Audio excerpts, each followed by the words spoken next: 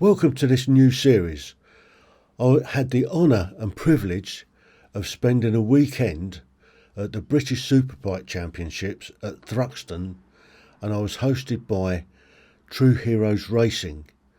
Now, I was able to do a series of interviews with all the team members, or most of the team members, and got a real insight into a team that is totally different from any other team in the paddock. I hope you enjoy this series of interviews that I've done and that you'll come on board and support the team. Don't forget to click the like button, subscribe to the channel and click the bell icon so you don't miss when a new episode drops. So this is the True Heroes Racing setup. So they've got the main Arctic there with the garage awning, and as you come to the side you've got the shop, which is crucial. Then you've got the smaller truck that's got the stores in, and as you come down the side you can look into the side of the garage where they keep all the tyres, and then you come into the hospitality area. And the hospitality area is crucial for the whole team. It's where they come to eat and meet up. And the team ethos is more than just a race team. Still at the BSB, which is the British Superbikes, here at Thruxton. And now I've got one of the riders. He's taking a little bit of a break at the moment, and you'll see why when I get him in. So, welcome, Chris. Hi. So Chris, tell us a little bit about how you got onto True Heroes Racing. What brought you in the first place? I was originally at Heale Court, the military rehab hospital for all tri-services, and they were asking who wanted to go to British Superbikes because they had tickets for a team called True Heroes Racing, and they asked me did I want to go, and I didn't know what the team was about, never even heard of the team. I said, yeah, I'm into bikes, so I'll go along. And then I got chatting to Phil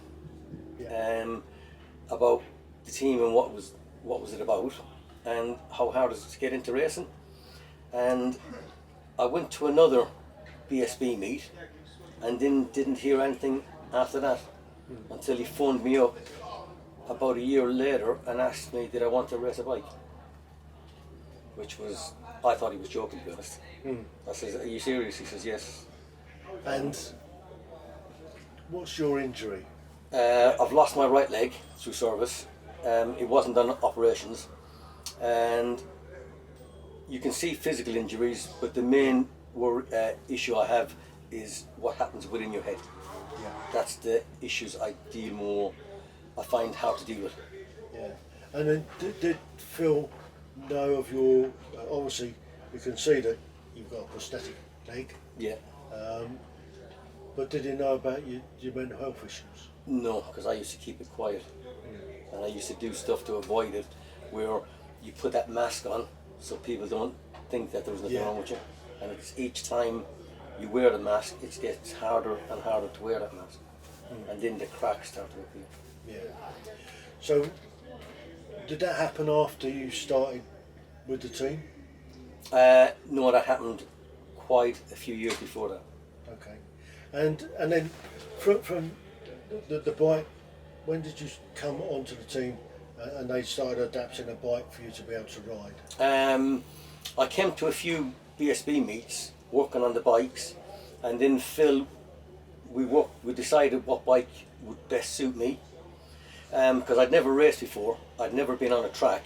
I've ridden bikes all my life, but getting on track was a new thing for me. So we got the bike that we thought would be the best suit for me, and once he bought the bike, Phil, we walked in it, and to get it ready for myself, because I'm missing my right leg, so that's the rear brake.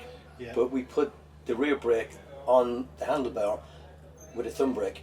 Yeah. But most riders that are able bodies still use a thumb brake because they don't like to use the foot brake. So there's no big changes really. Yeah. And what I do is I get a hole in my boot, I put a bolt onto the peg, and someone just needs to put my boot onto that bolt, and then I'm good to go. Yeah. So when you're on the grid, Yeah. then you're just standing on your left leg Yeah. before taking off on the bike. Yeah. So how do you get it into gear to start with? Well, I have to put it into gear before I get on the bike. Yeah. Because obviously most people can get to the grid, put into neutral, and they can relax. I can't do that because it has to be in gear all the time, Yeah. and that's my biggest worry.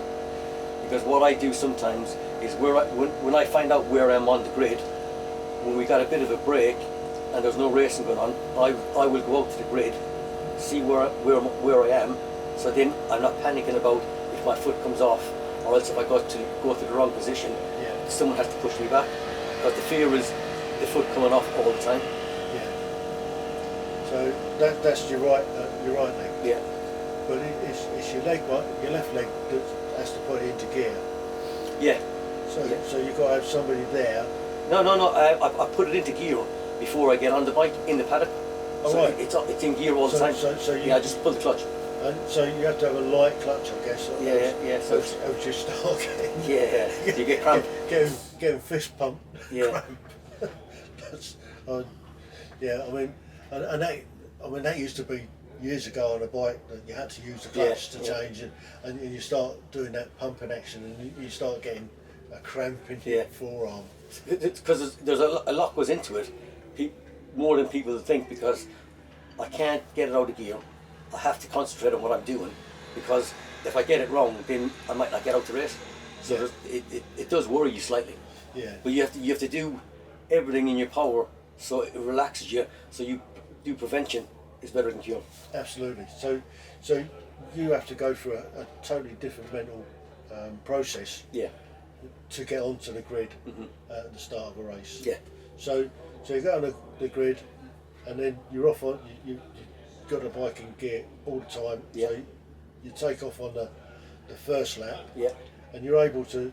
You've got a quick shift on your bike. Yeah, I got quick shift of everything. Yeah. So it's the bike I'm riding now, which is a Ducati 959. It's taking a bit of while to get used to it, because I got to do blipping, and I never did blipping before, and it adds another thing into the mix. But that makes it more interesting. Yeah. Because something's going on all the time. Yeah. And so when the fast guys come past you, you're thinking, shit, I need to blip, I need to do the braking. So it's keeping you on your toes all the time, which makes it more exciting. Yeah, it's a constant. I mean, it takes 100% concentration. Yeah. And I guess that having to use that much concentration, that takes away from thinking about other things. Massively. So, for you, coming to a race meeting, whether you're actually racing or not, or just helping out the team, is your go-to, your release. I'll be honest. It's taken me a long time to be honest about this. I have been on a lot of medication, but for me, getting on a bike and working on bikes where you're getting blokes ready to go out and track, that is the best medication for my head, personally for me. Yeah. So do you try and get to every race? Yes, I'll go to every race. But unfortunately, as you can see now, I came off a couple of weeks ago, so I'm going to be limited to what I can do for the next 2 months. Yeah. Which is, I'll try and get to every race, whether I'll be working on bikes or not, but at least you're here and you're chatting to people. You're around the team. You're around the team. And from that perspective, the team, this is a team unlike all the other teams in the paddock. This team actually concentrates on people as opposed to the bikes. Yeah. I mean, the bikes are the hook that brings the people to it. And obviously you have to be seen, you have to be, and the team has to be out there competitive. Yeah. To be able to bring in the sponsors, to be able to pay for the team, to help the people that they're helping. And do you have a part to play in that? As I said, I do my race in the club level with through the grassroots. Yeah. Hopefully, if the stars aligned, I'd love to get on the BMW grid on the 900F. That is my dream. Yeah. We need to have a focus. I'm a person that needs a focus, so I'm going to work towards that. But being around the team, you're getting the guys ready to go out in the BSB, and that's a national level. Yeah. It's like I put in my perspective is I look at it as if you were going on operations, because you got to get the guys ready, needing their kit, everything is squared, good to go before they go out the door. I see that as them going on the track because they're racing at a high level and it's very competitive. Yeah, absolutely competitive. Whatever you can do to get them relaxed before they get on that bike, Yeah. you're playing your part. Yeah, I mean, even guys today, the two riders went out today in their class, and they was about 4 seconds off the pace. I mean, off the leaders. Yeah. And they were at the back of the pack. Yeah. Not all the way at the back of the pack. Yeah. Not in the first half of the race, anyway. But they were doing really, really well until there was a big accident that red flagged it, and the second part of the race was the second part of the race. One of the bikes didn't get quite the start, and then led from the back. Yeah. But it's. I think we know we're not going to be up front to win. We know that, and why the team was set up in the first place was to help people through injuries, whether it be on operations, whether it be on the home front. It's there to get the guys and girls a focus where they've got that weekend break from themselves and their normal lives, because they're getting reset for the weekend to go back to what they're going to do on a Monday. Yeah. And back to their own families, and having that camaraderie doesn't make a difference what you've served in. It's having that mindset, and it's a trust level. We trust each other. That's it. And then obviously you come to the end of the season. I mean, for you, your season's over. Yeah. But you're still going to be involved with the team. Yeah, working on the lads, Charlie and Leon's and Scott's bike. Yeah.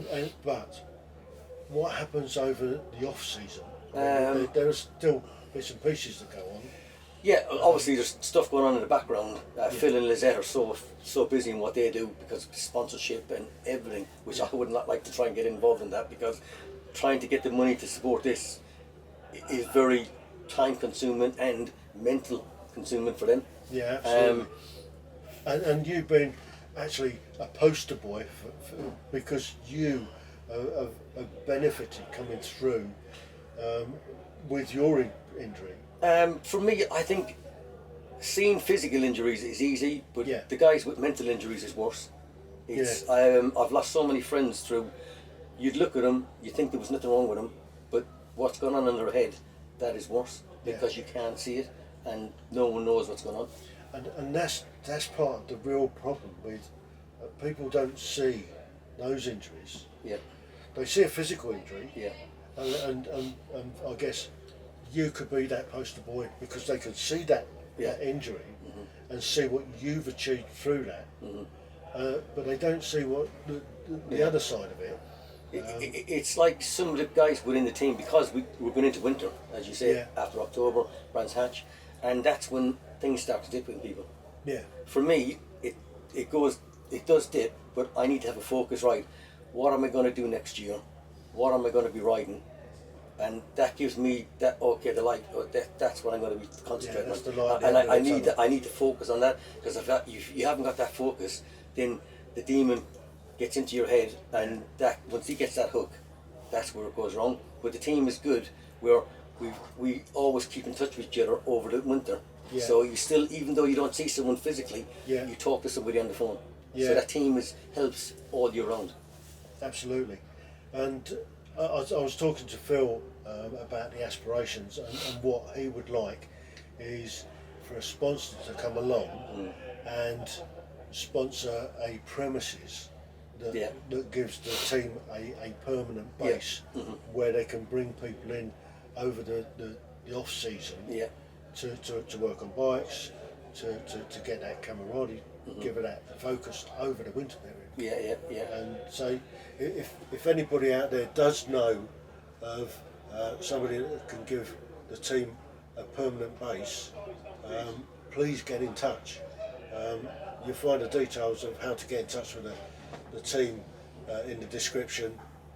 Just look for True Heroes Racing, get hold of Phil, get hold of Lisette, and let them know that you've got some premises that you let them have for the winter, a permanent base, and that would help not just the team but future team members. So I think that's Well, yeah, it's key. that would be terrific. It's because, as I said to you, veterans might be having an issue, and they might need them a few days away. Yeah. In a place where they're fixing bikes, just chatting to the lads that have the same mindset, and that's the break they might need to go back to what they're doing before. It's just that needing that break. That's all you need sometimes, that small break to release the pressure. And it's not just this team that's here, it's the class that you're in. Yeah. So that's also part of this setup. Yeah. So obviously they don't take the massive setup that they got here to the club racing. Yeah. But that's the grassroots level. That's where people can start to get involved and learn the skill set, learn the different aspects of what goes on to run the whole team. Because it's without all the other team members, I mean, the riders wouldn't get out onto the grid. No. But it's like of the catering, the shop, the supporters, the people that just go around cleaning up after people have eaten, and all the rest of it. All those little tiny jobs all come together and make that big team function. I suppose it's like a platoon. Everyone has their part to play in that platoon, and then the platoon can push forward. No matter if you're in the Navy, RAF, or Army, everyone plays their part, no matter what you do, to help push forward within the team. And that's what we need. It is a team of volunteers because we love it so much. No one's getting paid to do this because what it stands for. Absolutely. I fully believe this is me being open and honest. If I wasn't on the bikes, I probably wouldn't be sitting here. And that's me being honest. And it's taken me a long time to open up about that, but the key for me is the bikes. Yeah, and that gives you that release. It's ultimate. And I guess through being around these type of people has given you the opportunity to see that it's okay to talk. Yeah. It's okay not to be okay. And I think that's one of the real key parts about this team is that they give people the space and the opportunity to not be okay. And when you're not okay, it's okay to open up to people, and everybody on the team accepts that somebody's got a problem. It's having that that strength to say, right, I have a problem. And that's what the team is good about. There's so many of us within the team where people can talk to. So then it's and that is key. It's key. And I think that is the strength of what this team is all about. And from what I've seen, and I've been around the team a couple of times now, and I was at Snetterton, and then I've had a really good chat with Phil, and I've come along this weekend, and I've been interviewing and just chatting with people the whole time, and I'm learning more and more about what this team stands for, what capability it's got, and I want to come and have a look at the grassroots side of it as well, to see how that side operates, and hopefully pop along at the end of the season at Brands to see the wash up at the end. Which is good. It's just this has been going for so long. What, 12 years now? 12 years. 12 years, and it's a lot. People have come through this team, and they will say how it's helped them, and they're going off to do other things for themselves, but it's helped them. And it's like people were so down mentally, and they couldn't do anything, but now they've got good jobs. Their family is happy, and they're pushing on through their own life, and that's because of the team. And that's what it's about. And they can always come back.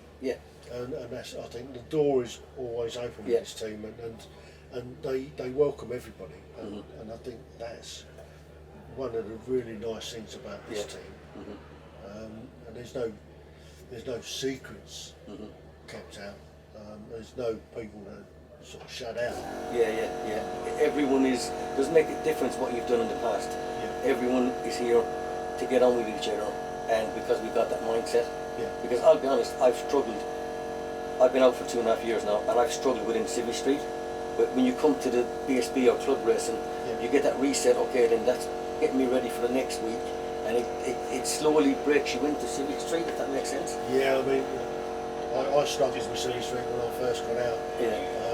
Which is why I went back in. Yeah. I got so frustrated with civilians' attitude to work, or lack of work. They didn't care about the job. If it didn't get done, maybe it'll get done tomorrow. And that attitude of not getting it done frustrated me. And I got an opportunity to go back into the army, and I did another career which set me up to be where I am. But it's like in the awning, we could be walking on the bikes till 2, 3 o'clock in the morning. Yeah. But it's to get them done, to get them ready to get out for the guys that are racing, and that's what it's about. Because we do it until it's finished. Yeah. But what I would say to people is, if you're ever thinking about it, just come along to a weekend at BSB and just to see and chat to people. And that's the great thing. This team is open. Yeah. So you can look into the garage, you can come into the garage, you can come and talk to people. Yeah. You can come back into the hospitality area and have a drink and chat to people, and they're quite happy to talk. And I found that everybody on the team has been happy to talk. But yeah, if anyone is thinking about coming, just come and see what it's like for a weekend. Yeah. And just to see if it fits you. Yeah. I've known people, they just didn't like, there was too many crowds, but they didn't know until they got here, and they said they tried it and it wasn't for them. But always try, and Absolutely. just see where it goes. And you don't necessarily have to be a veteran to come and help on the team. Yeah. And it's people that are still serving. Yeah. So there's serving people on the team, and there's civilians that are supporting the team and helping out as well. So it's a great atmosphere. Yeah, it's something. Even my wife says it's what I needed to help me get through the situations I'm in. And I can't thank the team enough because of what they're giving me to be able to do what I dreamed of doing. Yeah. So it's I can't thank them enough really. Well, Chris, I hope that you just go from strength to strength, and hopefully all the very best for next season. Cheers, thank you. This one's over for you. And, Yeah. But you're still here. Yeah, that's what it's about. You're still using your left hand. Left hand side, so I can do something. Left hand's working. Yeah, good to go. Cheers, thanking you for having me. No, it's been an absolute pleasure. Thank you very much. Cheers, thank you, mate. This is Chris in pit lane, helping out on Leon's bike, and this is Chris riding his own bike in the clubman class.